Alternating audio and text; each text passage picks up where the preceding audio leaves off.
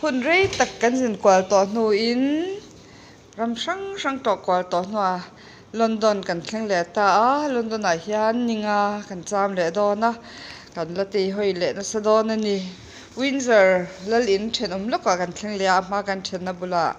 chuan he kan room hi room number za som pariat na ania tiang kan lu ta hi anuam em a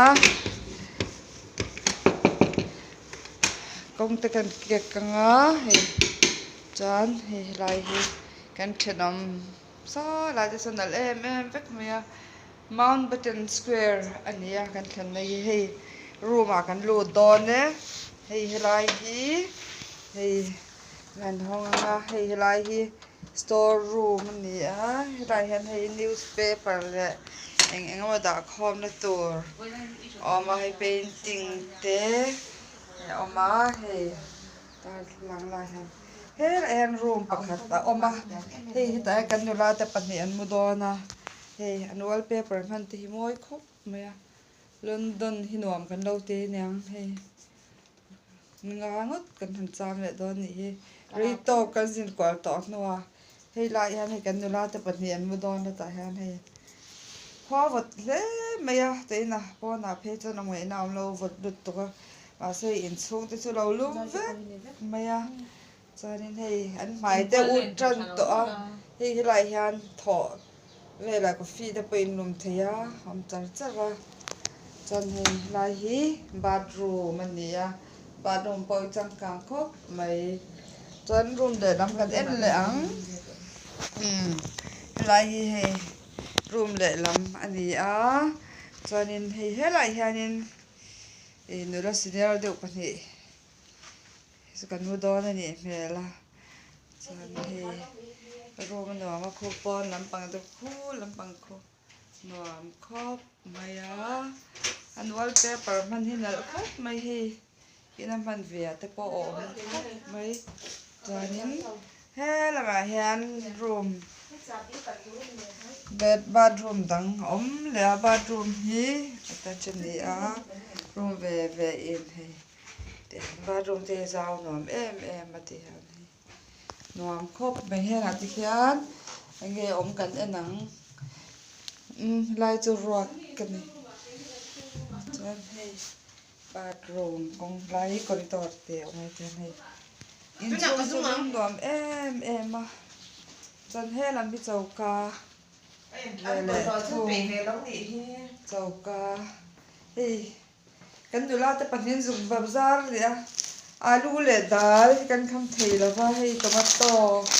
dal ran leia alu lei boka alu te leia chuan apple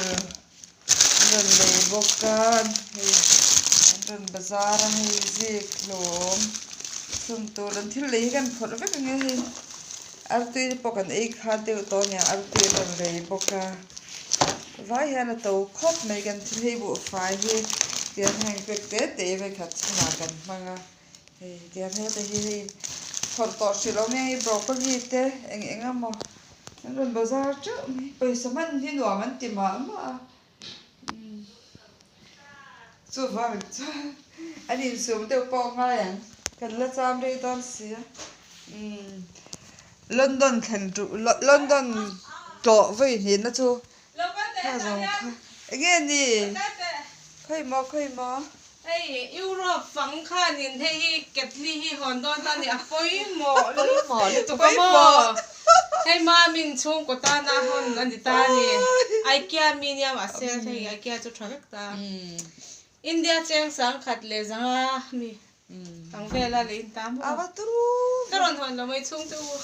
a shim IKEA ti vel Chanel ti vel zong ka pasar na khan in manglam sia sum kha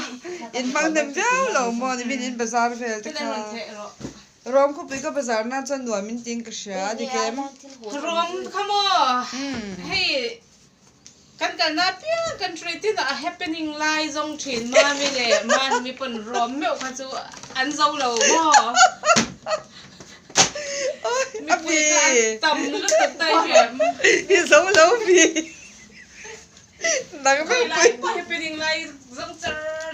rom kan Nang sa lu san pe kan dấu lâu Ani sab charang me di te kha thamna ngale ta ai kia te furniture or dara Europe an fan zol to lama IKEA furniture an or dara me zawra man ton tir an rap klan chung ko rap klak tak sin lo